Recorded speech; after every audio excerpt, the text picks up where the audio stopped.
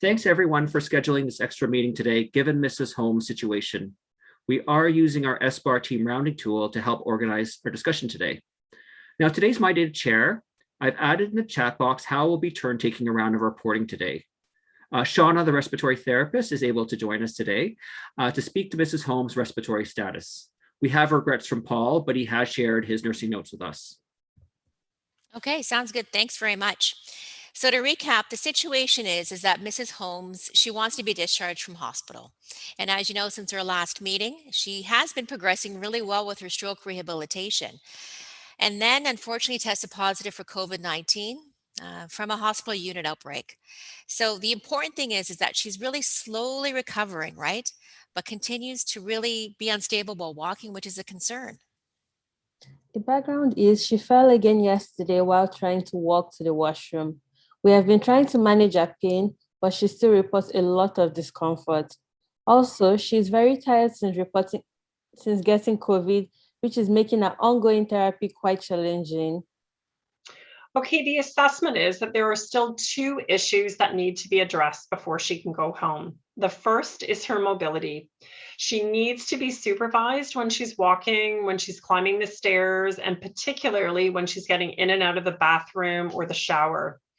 I guess the second is her medication. We feel that there's a definite connection between her falling and her medication. And I'm just looking down at our notes to see that we've covered everything and welcome recommendation for next steps.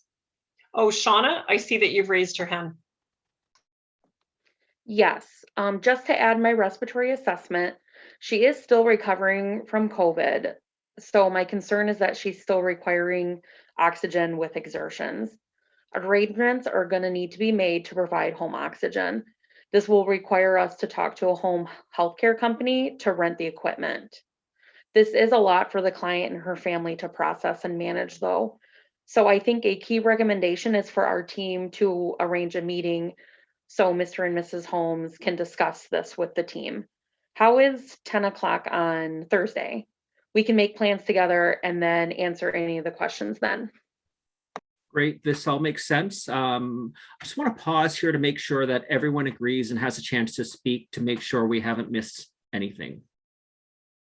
Carrie, you have something to add?